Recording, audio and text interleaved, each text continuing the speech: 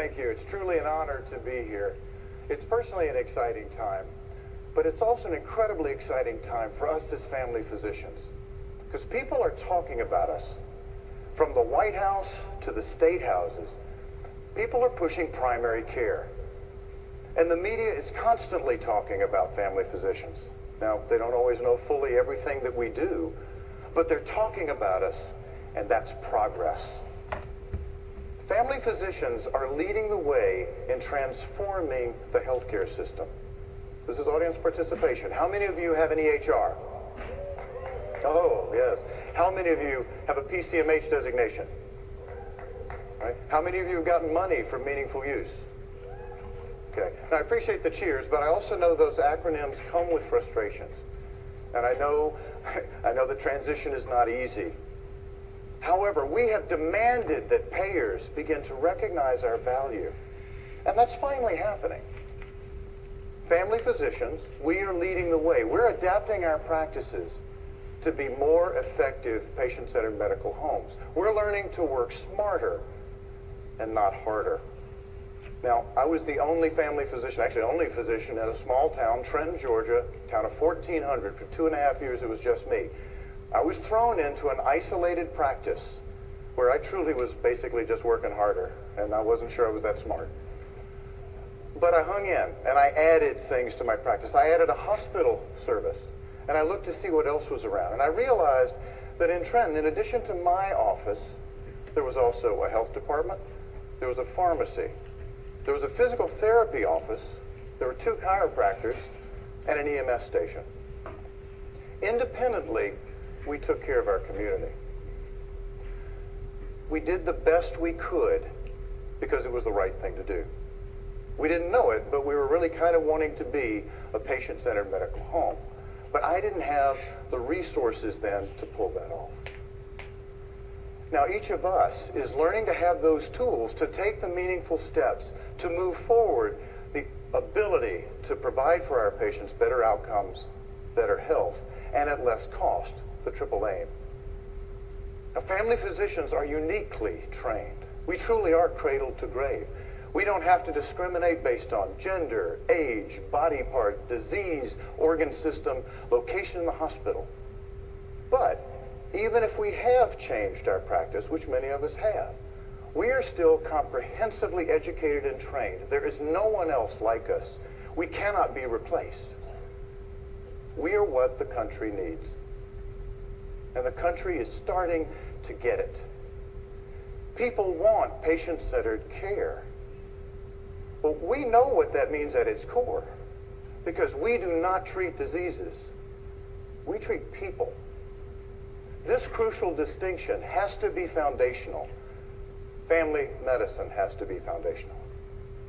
Now, family medicine is about connection. It's about relationships. So I want you to smile. Just put a smile on your face.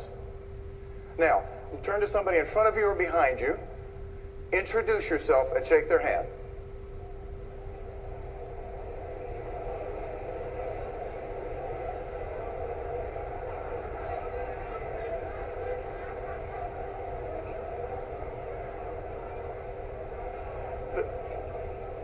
Doesn't that feel good? The trouble with doing that with family physicians is now we don't want to stop talking. So I realized that was dangerous to do. But that ability to connect in a moment defines us as family physicians. No one does this as well as we do.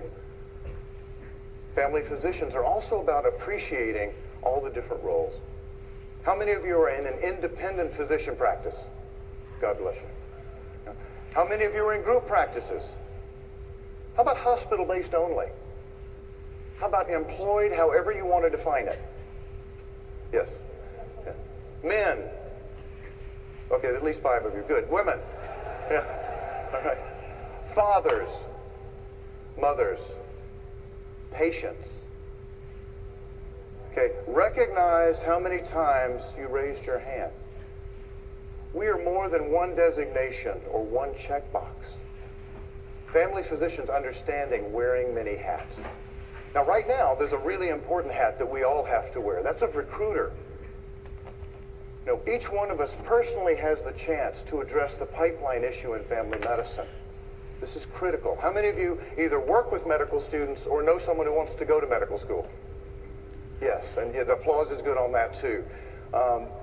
We have to show these people why we went into family medicine, how we love what we do, that we never forget we care for and about people.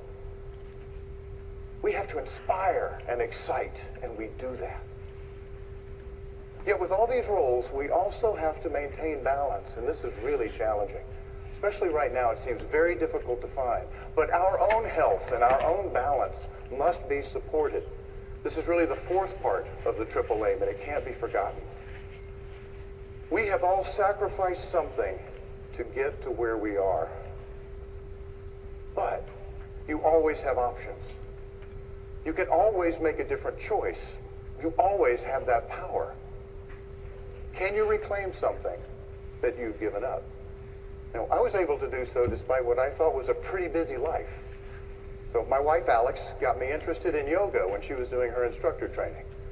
I'm now certified in yin yoga. And then she said, "You should teach a class." And I said, "You've got to be kidding. My plate is already full, oh my." But Alex is really smart. And I'm smart enough to most of the time listen to her. So I teach a class on Wednesday nights. A special group gets together for an hour every week to be still. Then we go to our favorite Italian restaurant. We have good food, stimulating conversation, dear friends. It is the most powerful time of our week. We look forward to, of all things, Wednesday night. We call it our detox, retox night. What choice can you make like that? What can you do to find and bring balance back into your life? We have what it takes. We understand the power of relationships, the nature of roles, the need for balance. We're also comfortable with uncertainty. That's a core trait of family physicians. And it's a really good one to have right now because there's an awful lot of uncertainty. We have payment reform, health information technology, ACOs, ICD-10. Can we maintain primary care gains from the Affordable Care Act? Can we keep our doors open? You know, the business of medicine right now is very real. It's also not sexy. There's no art in the acronyms. The processes are not pretty. But I'm going to ask you to remember way back when you applied to medical school. Why did you go into medicine? I want you to say it out loud and say it proud. Don't be embarrassed. Why did you do it? Tell me that was not exactly enthusiastic. That's okay. It'll come back. After this week, you will be proud. The reality is there's so much more to our reasons than just wanting to help people. That's a core one. But I'm going to encourage you to share your reasons by video this week. There are video booths out there. Please go in and show people the positive role model that you are. Share your story. Now, you can probably tell I'm kind of a glass half full kind of guy. How many of you are like that? Thank God.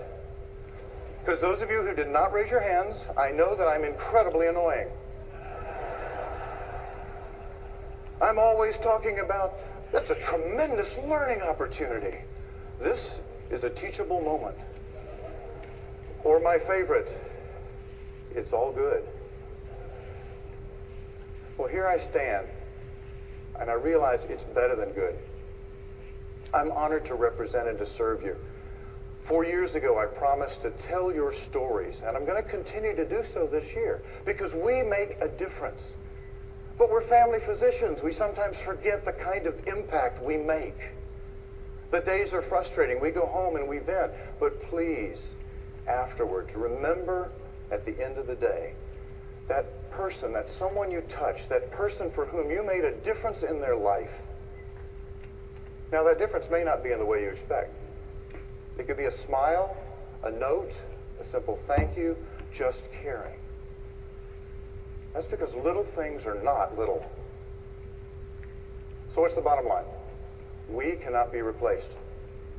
Our role is unique. Our role is critical. It's great that primary care is being discussed right now, but it must be clearly defined. We are the constant in this transformation. That point has to be made. We cannot be replaced. And we have another critical role right now. The team awaits. However you define it, however they're created, the future of healthcare in this country is teams. But we know how to pull people together. We know about connections, we know about relationships, we inspire, we excite. We are and must continue to be the leader of our team. Now, we have real issues, but each one of us also has real answers. We know what needs to be done. We are about making the system truly one about health and truly one that's caring. We have real voices, and we also carry others with us. We need to tell our patient stories. Now, jobs are frustrating. This is not a job. It's a calling. It is sacred how we do what we do. Ultimately, what I want you to get out of our time together this week are some tools. I want you to get intellectual tools, emotional, spiritual. They are designed to help you reconnect with why each one of us went into medicine. I want you to leave San Diego with your heart focused on your own art of family medicine. So I stand here before you thanking you for inspiring me. Thank you for the opportunity to represent you as your president this year. I look forward to seeing you the rest of this week. Have a great time. Thank you.